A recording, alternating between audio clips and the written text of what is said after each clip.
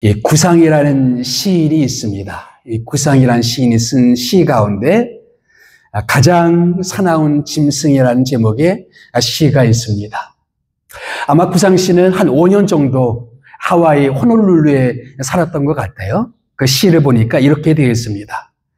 내가 5해나 살다가 온 하와이 호놀룰루시의 동물원, 철책과 철망 속에는 여러 가지 종류의 짐승과 새들이 길러지고 있었는데 지금도 잊혀지지 않는 것은 그 구경거리의 마지막 코스, 가장 사나운 짐승이라는 팻말이 붙은 한 우리 속에는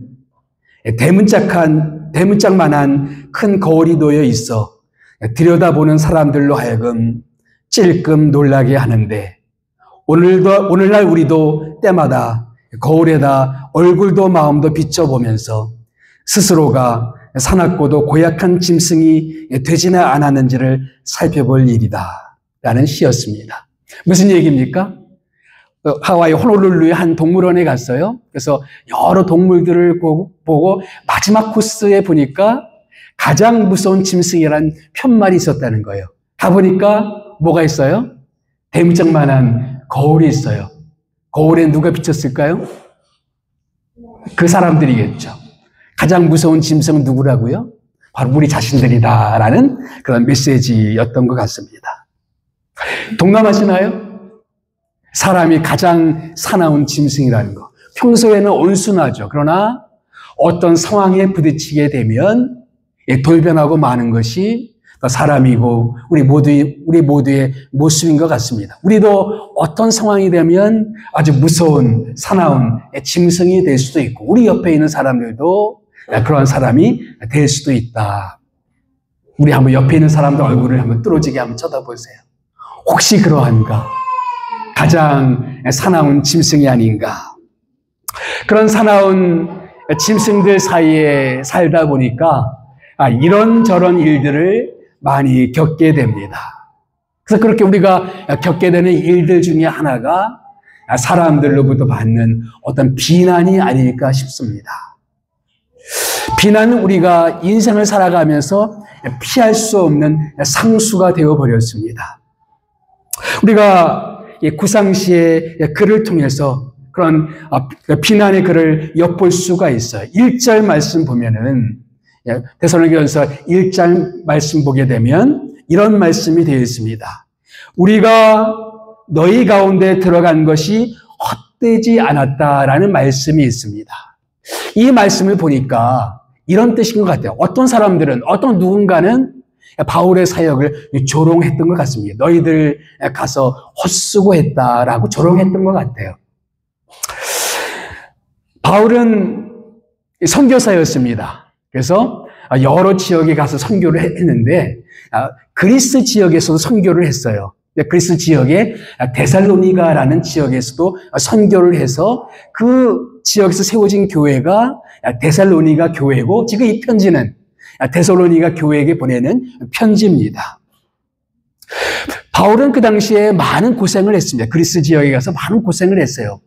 데살로니가에 도착하기 전에는 빌립보에서 선교를 했는데 빌립보에서는 심지어 매를 맞고 감옥에 갇히는 일도 있었습니다. 그리고 피신한 곳이 데살로니가였었는데 거기에서도 유대인들의 핍박이 있었어요. 그래서 할 수 없이 또 다른 곳으로 피신하게 됩니다. 그래서 가진 고생을 하면서 복음을 전했던 장소가 데살로니가였어요. 그런데 누군가는 말하기를 바울, 내가 한 모든 사역은 헛수고였다라고 말하는 거였습니다. 그뿐만이 아니었어요. 이런 비난도 있었어요. 3절 말씀 보니까 한번 다 같이 한번 읽어볼까요? 3절 말씀. 3절이 빠져있나요? 제가 한번 읽어보겠습니다. 시작. 우리의 권면은 간사함이나 부정에서 난 것이 아니요 속임수로 하는 것도 아니라 우리의 권면은 간사함이나 부정에서 난 것이 아니요 속임수로 하는 것도 아니라 누군가는 바울을 비난했습니다. 바울이 사람을 속이고 그리고 부정을 저지르고 그리고 그런 사람이다. 사실 이 단어들은 무슨 단어냐면은 그 당시에 도시들을 떠돌면서 사람들을 현혹하는 사람들을 가리키는 그런 말들이었어요. 그리고 바울도 그런 종류 중에 한 사람이었다는 것을 말하고 있는 것입니다. 그냥 떠돌이 사람들, 이단적인 가르침을 가지고 사람들을 그렇게 현혹시키는 사람이 아닌가. 데살로니가 교인들은 혼란스러웠겠죠. 바울 선생을 통해서 참 좋은 은혜를 받고 귀한 가르침을 받았는데 들리는 얘기가 바울 선생이 어떤 종교적인 그런 사기꾼이 아닌가라는 그런 이야기를 듣고 데살로니가 교인들은 혼란스러웠던 것이었죠. 그리고 5절 말씀에는 또 이런 이야기가 있었습니다. 함께 읽어볼까요? 시작. 너희도 알거니와 우리가 아무 때에든지 아첨하는 말이나 탐심의 탈을 쓰지 아니한 것을 하나님이 증언하시느니라. 다시 쉽게 말하면 바울이 돈을 밝힌다, 물질을 탐하는 사람이다 라는 그런 비난도 있었습니다. 그래서 물질적인 욕심 때문에 사람들의 비위를 맞추면서 사람들에게 아첨하는 그런 종류의 사람들이다 라고 말하고 있었던 것입니다. 사실 8절을 보면은 바울은 데살로니가 교인들을 향해서 나는 너희들 복음뿐만 아니라 내 목숨까지도 너희들에게 주기를 즐겨했다라고 말하고 있는데 들려오는 얘기는 뭐예요? 바울은 사람들을 속이는 사람이다. 물질을 밝히는 사람이다. 돈을 밝히는 사람이다. 이런 얘기들 들려오는 거예요. 바울뿐이겠습니까? 우리들도 이 땅을 살아가면서 이런저런 비난이나 소문에 휩싸일 수가 있습니다. 이민 사회 속에서도 그런 이야기를 들을 수가 있습니다. 우리가 바울이 그랬던 것처럼 자기 목숨까지도 주기를 기뻐하면서 사람들을 섬겼는데 그 사람들로부터 너무 엉뚱한 이야기를 들립니다. 저 혹시 속이는 사람 아니야? 돈을 밝히는 사람 아니야? 이런 얘기를 들려오고 우리가 이렇게 저렇게 사람들을 선의로 대하고 사람들을 섬기지만 우리에게 들려오는 얘기가 너무 엉뚱한 이야기가 우리에게 들려올 수가 있다라는 그런 얘기죠. 철학자 엘버트 허버드라는 사람의 그에게 이런 글이 있습니다. 위대함의 최종적인 증거는 비판을 분개하지 않고 견뎌내는 능력에 있다. 이 사람은 누가 위대한 사람이냐 이거예요. 누가. 위대한 업적을 남기는 사람도 위대한 사람일 수 있겠지만 정말 위대한 사람은 비판에 분개하지 않으면서 잘 견뎌내는 사람. 누가 나를 비난한다 해서 똑같이 보복하고 똑같이 언급하고 똑같이 갚아주는 그런 사람이 아니라 진짜 위대한 사람은 그것을 잘 견뎌내는 사람이 진짜 위대한 사람이다. 바울이 그런 사람이었던 것 같아요. 이런저런 많은 비난을 받았지만 그런 비난들을 잘 견뎌냈습니다. 오늘 말씀 보니까 너무나 잘 견뎌내는 그런 사람이었어요. 바울이 그런 비난을 잘 견뎌낼 수 있었던 그 비밀은 뭘까요? 오늘 말씀 보게 되면 한마디로 이렇게 요약할 수가 있을 것 같아요.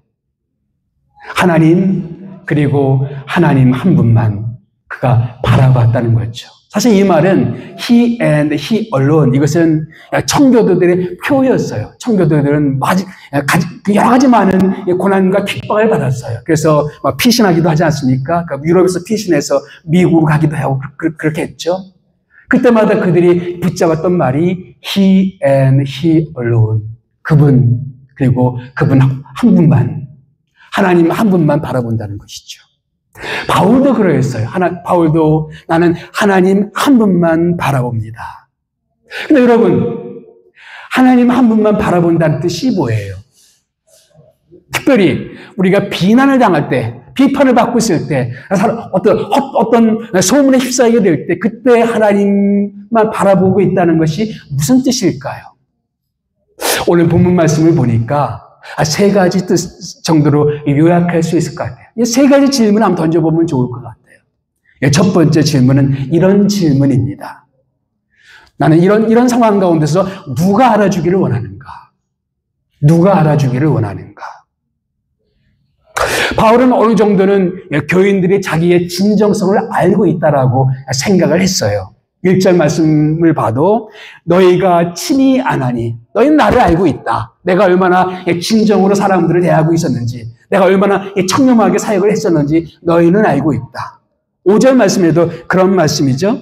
너희도 알거니와. 그러니까 바울은 데살로니가 교인들이 어느 정도는 자기의 진정성을 알고 있다라고 생각을 했어요. 그러나 모든 사람이 다 그러했던 것은 아니었어요. 어떤 사람들은 바울을 곡해하고 오해하고 비난하고 비판을 했었습니다. 제가 이제까지 살아오면서 내린 결론 중에 한 가지는 이 결론입니다.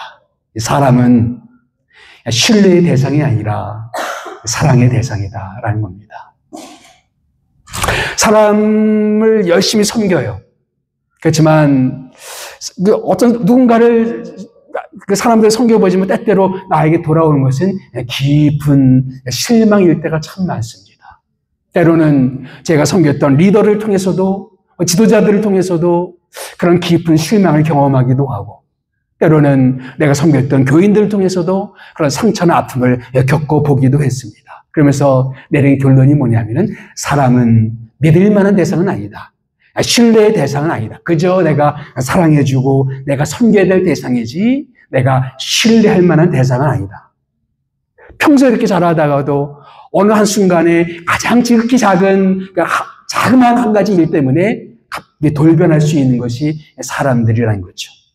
비단 목회자일 뿐이겠습니까? 우리 모두는 다 세상을 살아가면서 그런 일들을 경험하게 됩니다. 사람들에게 나는 최선을 다해서 내 진정을 다해서 사람들을 섬겼지만 돌아오는 것이 비난이요 아픔일 때가 참 많다는 것이죠. 그렇지만 그럼에도 불구하고 우리들 마음속에 또 뭐가 있냐면은 그래도 사람들이 나를 알아줬으면 좋겠어요. 내 마음을 알아줬으면 좋겠어요. 사람이 나를 곡해하고 나를 오해하고 있는데 이 오해가 좀 풀렸으면 좋겠어요. 그래서 제가 미숙할 때는 사람들이 오해하는 그 오해를 풀려고 막 날뛰었던 적이 있었어요. 내가 아니야. 그게 내가 아니야. 너희들이 바라보는 그게 내가 아니야 라고 나를 오해하고 있는 부분을 풀어보려고 애를 써본 적이 있어요. 근데 풀려지지가 않더라고요. 근데 바울은 이렇게 고백합니다. 마음을 감찰하시는 하나님. 그가 최종적으로 바라봤던 건 뭐냐면은 그러나 사람들은 그러할지라도 하나님은 우리 마음을 감찰하시는 하나님. 감찰한다는 뜻이 뭐예요? 우리 마음을 아시는 하나님. 우리 마음을 살펴보시는 하나님. 때로 사람은 나를 오해할 수도 있고 나에게 이상한 말을 할 수 있지만 그러나 하나님은 내 마음을 감찰하시는 하나님이시다. 내 마음을 아시는 하나님이시다. 그것을 믿습니까, 여러분? 하나님은 우리 마음을 아십니다. 사람들이 나를 바라보는 시선은 정확하지 않을 수가 있어요. 그냥 부분만 보면서 그것이 내 전부라고 이렇게 평가할 때도 참 많이 있어요. 그러나 하나님은 내 마음 깊은 것까지도 아시는 하나님이십니다. 그래서 계속해서 말하는 바가 뭡니까? 5절 말씀에 하나님이 증언하시느니라. 내가 어떤 사람인지, 내가 어떻게 너희들 가운데서 사역했는지, 내가 어떤 마음으로 지금도 살아가고 있는지 하나님이 증언하고 있다. 그리고 10절 말씀에도 너희가 증인이요 하나님도 그러하시도다. 하나님도 그러하시도다. 하나님이 아신다 이거죠. 예. 우리가 사람들만 바라보면 아파요. 왜냐하면 그 오해가 끝까지 풀려지지 않을 때가 참 많거든요. 그래서 아파요. 근데 우리에게 누가 계십니까? 우리 마음을 감찰하시는 하나님. 우리 마음을 제대로 아시는 그 하나님이 계시단 말이죠. 그래서 우리가 던져야 될 질문은 뭐냐면은 누가 알아주기를 원하느냐? 신앙이란 뭐예요? 결국은 사람 너머에 하나님을 바라보는 게 신앙 아닐까요? 내가 비난을 받을 때, 내가 오해 가운데 있을 때, 헛소문에 휩싸였을 때, 그래도 나는 사람들 너머에 하나님을 바라보는 것, 그것이 신앙이 아닐까요? 하나님은 내 마음을 아신다. 오늘 아까 부른 찬양 가운데 나의 가는 길을 오직 그가 아시나니, 오직 그가 아시나니. 사람은 모를 때가 참 많죠. 그러나 오직 그가 아시나니. 자, 우리가 비난 가운데 있을 때 하나님을 바라본다는 뜻은 두 번째로 이런 질문을 던져보는 거예요. 나는 누구의 인정을 받기를 원하는가? 누구의 인정을 받기를 원하는가? 바울이 말했죠. 나는 사람을 기쁘게 하는 사람이 아니요 하나님을 기쁘게 하는 사람이다. 예. 나는 사람을 기쁘게 하려고 살아가는 것이 아니라 하나님을 진정 기쁘게 하기 위해서 살아가고 있다라는 겁니다. 물론 당연히 우리는 내 주변 사람들에게 기쁨을 줘야죠. 자녀는 부모에게 기쁨이 돼야 되고 부모는 자녀들에게 기쁨을 줘야 되고 우리는 또 우리 주변 사람들을 즐겁게 해주는 사람들이 되어야 되겠죠. 여기서 말하는 사람을 기쁘게 하지 않는다는 뜻이 뭘까요? 사람을 기쁘게 하지 않는다. 이것은 사람을 기쁘게 하기 위해서 신앙의 원칙을 포기하는 것입니다. 사람을 기쁘게 하기 위해서 신앙의 원칙을 포기하는 거예요. 내가 만난 사람이 내가 교회 다니는 걸 싫어해. 그래서 교회 다니기를 포기하고 내 직장 상사가 크리스찬들을 너무너무 싫어해. 그래서 내가 그리스도인인 것을 드러내지 못하고 그래서 어떤 사람들을 기쁘게 하기 위해서 사람들 때문에 내 신앙의 중요한 원칙들을 포기하는 것이 사람을 기쁘게 하는 것이다 라고 말하고 있죠. 바울은 갈라디아 교회에게 편지를 보내면서 이렇게 말합니다. 내가 사람에게 좋게 하랴 하나님을 좋게 하랴. 내가 사람을 기쁘게 하는 자였다면 나는 그리스도의 종이 아니니라. 결국 우리는 누구의 인정을 받기를 원하냐 이거예요. 누구의 인정을. 우리는 하나님을 기쁘시게 하고 하나님께 인정받는 사람이 되는 것이 신앙이다 이거죠. 우리 6절 말씀에도 같은 메시지 아닙니까? 6절 말씀에 보면은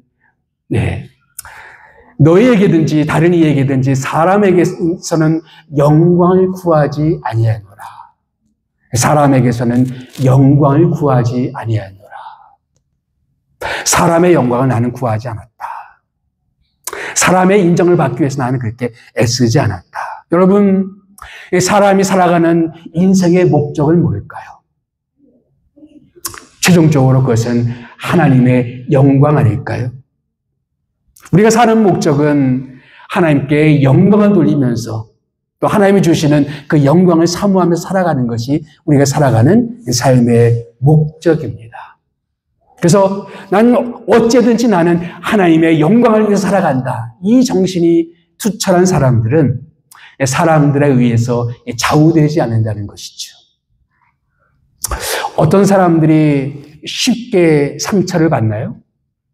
결국은 그 초점이 온통 사람에게 가 있는 사람들이 쉽게 상처를 받아요. 그래서 늘 사람들이 나에게 어떻게 볼까? 나를 어떻게 볼까? 나에 대해서 뭐라고 말하나? 거기 너무너무 민감해요. 그런데 우리는 이런 상황 가운데서 내가 궁극적으로 바라는 것은 사람들의 칭찬이나 사람들의 인정이 아니라 하나님이 나를 어떻게 인정해 주시고 하나님이 나를 어떻게 보시느냐 그것을 바라보라 이거죠. 정말 그것이 나에게 정말 중요하다 그러면 사람이 나에 대한 평가, 사람들이 나에서 말하는 것들 그것에 크게 좌우되지 않을 수 있다는 것입니다. 그래서 바울은 말하죠. 나는 사람에게 비판받는 것이 내게는 지극히 작은 자다. 어떤 사람이 이렇게 말할 수 있을까요? 그것은 사람의 판단이 아니라 하나님의 판단, 하나님의 영광, 하나님의 칭찬, 하나님의 인정을 아주 중요하게 여기는 사람들. 그것이 바로 하나님을 바라본다는 뜻이 아닐까요? 나는 사람을 바라보는 것이 아니라 하나님을 바라본다. 하나님의 인정해 주신 것을 나는 바라본다. 네. 나는 진정 누구의 인정을 받기를 원하느냐. 내가 중요하게 여기는 사람. 심리학에서는 중요한 타인이라고 그러죠. 중요한 타인. 우리는 내 인생 가운데 중요한 타인이 나를 어떻게 대했느냐, 나에 대해서 뭐라고 말하느냐에 의해서 크게 좌우됩니다. 내 심리도, 내 마음 상태도 내 인생 가운데 중요한 타인 나에게 뭐라고 말하는지, 뭐라고 나한테 얘기하는지, 나를 어떻게 대하는지, 어린 시절에 나의 중요한 타인이 나를 어떻게 대했는지, 지금 내 인생의 중요한 타인이 나를 어떻게 대했는지에 크게 좌우됩니다. 근데 신앙은 우리에게 묻습니다. 뭐라고 묻냐면은 내 인생 가운데 진짜 중요한 타인은 누구냐 이거예요. 내 인생 가운데 진짜 중요한 타인은 누구냐. 우리 그리스도인들은 하나님이 그 누구보다도 내 인생 가운데 가장 중요한 타인이라고 믿는 사람들이 그리스도인이란 말이죠. 그걸 믿는 사람들은 덜 중요한 사람들의 말에 좌우되지 않는다는 거죠. 그래서 우리는 이런 비난받고 어려움 당할 때 나는 누구의 인정을 받기를 원하는지, 하나님을 바라본다는 것은 나는 하나님의 인정을 갈망합니다. 하나님의 영광을 바라봅니다. 사람을 기쁘게 하는 것이 아닌 나는 하나님을 기쁘게 하기 원합니다. 나는 사람의 영광을 구하는 것이 아니라 하나님의 영광을 구합니다. 라고 고백하는 사람. 그 사람이 바로 하나님을 바라보는 사람이다. 라는 것이죠. 세 번째로 우리가 던져야 될 질문은 나는 무엇을 위해서 일하는가? 라는 질문입니다. 바울은 사람들을 섬기면서 많은 비난을 받았어요. 사람들에게 아첨하는 사람이다, 물질을 탐하는 사람이다, 이런저런 그런 비난을 받았어요. 우리 사실 적지 않게 우리 주변에서 그런 사람들을 목격하기도 합니다. 물질 때문에 명예를 잃어버리는 목회자도 많이 봤고, 혹은 내 주변 사람들도 많이 봤습니다. 제가 신학교 다니면서 우리 항상 선배들로부터 받는 얘기가 뭐냐면 세 가지를 조심해야 돼. 목회하면서 세 가지를 조심해야 돼. 첫째는 이성을 조심하고, 두 번째는 물질을 조심하고, 세 번째는 명예욕을 조심해야 된다.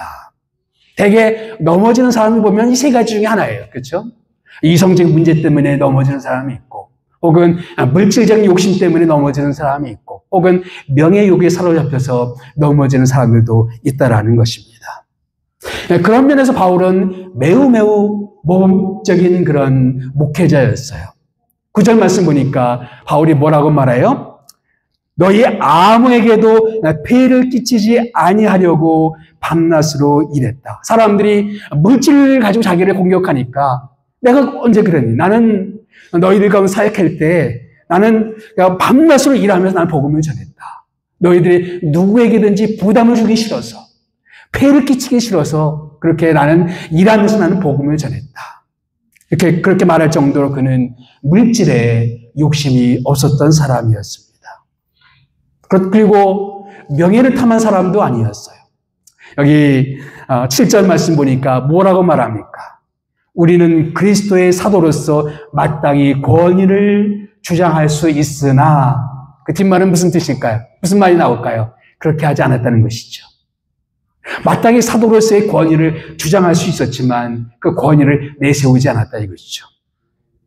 가톨릭에서 교황을 사도 베드로의 후계자들이라는 것을 대단한 영광으로 생각하지 않습니까? 근데 사도 바울은 사도의 권위를 나는 내세우지 않았다. 명예에 대한 욕심이 없었던 사람이죠. 오히려 그는 그런 권위를 가지고 사람들 대하기보다는 유순한 어머니처럼 자기 자녀를 대하고 자상한 아버지처럼 교인들을 대했다라고 말합니다. 권위를 앞세우는 목회자가 아니라 그냥 어머니처럼 자상한 아버지처럼 교인들을 대하는 그런 사람이었다라고 자기 자신을 이야기합니다. 바울이 물질을 구한 것도 아니고 명예를 구한 것도 아니고 이렇게 자기 자신을 낮추면서 사람들을 섬겼던 그 이유가 뭘까요? 그가 정말 구했던 것은 뭘까요? 이 말씀입니다. 우리 다 같이 한번 읽어볼까요? 시작. 이는 너희를 부르사 자기 나라와 영광에 이르게 하시는 하나님께 합당히 행하게 하려 합니다. 그가 사역했던 이유, 그가 일했던 이유는 단 한 가지였어요. 그가 사람들을 섬겼던 단 한 가지 이유는 그겁니다. 한 사람 한 사람이 하나님 앞에 합당한 사람이 되게 하는 것.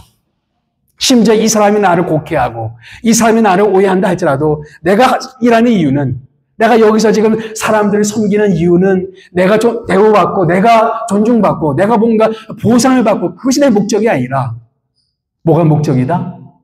한 사람 한 사람이 하나님 앞에 합당한 사람이 되는 것. 그것이 내가 일하는 목적이고 내가 섬기는 목적이다. 그것을 위해서라면 내가 낮아질 수도 있고, 내가 좀 경제적인 어려움을 당할 수도 있고, 이런저런 고생을 당할 수도 있고, 사람들에게 비웃음 당할 수도 있고, 조롱당할 수도 있고, 비난당할 수도 있고, 나는 뭐든지 감당하겠다. 너희가 하나님 앞에 합당한 사람이 될 수만 있다면 나는 모든 것을 감당하겠다. 이것이 바로 바울의 태도였습니다. 이것은 목회자에게만 해당되는 이야기가 아닙니다. 때때로 우리는 교회에서 이렇게 저렇게 섬기면서 이런저런 비난에 휩싸일 수가 있습니다. 소문에 휩싸일 수가 있어요. 서두에 말했지만 사람들은 사나운 짐승입니다. 때가 되면 그렇게 양순한 사람이, 온순한 사람이 무시무시한 사람으로 돌변할 수 있는 게 사람들이에요. 그렇지만 그럼에도 불구하고 나는 무엇을 위해서 섬기고 무엇을 위해서 나는 여기에 존재하는가? 나는 왜 섬기는가? 내가 대우받기 위해서, 내가 드러나기 위해서, 사람들이 나를 알아주기 위해서 그런 목적이 아니라 내가 이렇게 섬김으로 인해서 저 사람의 믿음이 좀 더 굳건해지고, 내가 이렇게 섬김으로 인해서 교회를 통해 주님의 복음이 더욱더 전파되고, 내가 이렇게 섬김으로 인해서 저 사람의 정말 주님을 더 사랑할 수 있다면 난 그것을 기뻐하겠다. 이것이 바로 바울의 태도였던 것입니다. 그러므로 우리가 이런저런 비난에 휩싸일 때 던져야 될 질문이 있다면 내가 무엇 때문에 여기서 있는가? 난 무엇 때문에 일하는가? 난 무엇 때문에 섬기는가? 이 질문을 던져야 된다는 것이죠. 다시 말하면 나는 하나님이 주시는 그 목적, 하나님에게 합당한 사람이 되게 하려는 그 목적을 위해서 나는 사람들을 섬긴다. 한때 센세이션을 일으켰던 책이 하나 있었죠. 미국의 릭 워렌 목사님이 쓰신 목적이 이끄는 삶이라는 그런 책이 있었습니다. 스테디셀러가 됐죠. 근데 그 릭 워렌 목사님이 쓴 다른 책 가운데 이런 내용이 있습니다. 사람은 자기 자신보다 더 큰 그것을 위해 인생을 걸 만한 보다 위대한 인생의 목적을 필요로 한다. 자신을 위해 사는 사람은 스트레스를 받을 수밖에 없다. 당신은 자신보다 더 큰 것에 주목할 수 있는 무언가가 필요하다. 작은 것에 주목하는 사람은 그것 때문에 스트레스를 받고 그것 때문에 휘둘리고 그것 때문에 상처를 받게 돼요. 우리에게 정말 필요한 것이 뭘까요? 그것들보다 더 큰 것.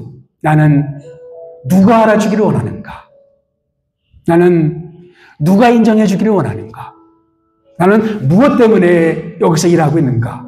더 큰 삶의 목적을 가지고 있는 사람들.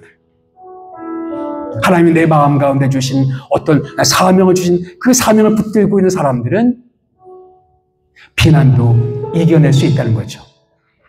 당해보니까 그런 것들은 결코 쉬운 건 아니에요. 정말 우리 마음을 아프게 할 수가 있어요. 그럼에도 불구하고 하나님을 바라보는 사람들은 이겨낼 수가 있다. 바울이 그러했어요. 오직 하나님이 나를 아신다. 오직 하나님만이 내 길을 아신다. 오직 하나님만이 내 마음을 아신다. 그것이 바울의 고백이었습니다. 이것이 여러분의 고백이 되어서 여러분이 어떤 상황이 있든지 그 모든 고난과 시련과 비난과 이 모든 것들을 이겨내시는 여러분 모두가 되시기를 주님의 이름으로 축복합니다. 기도하겠습니다.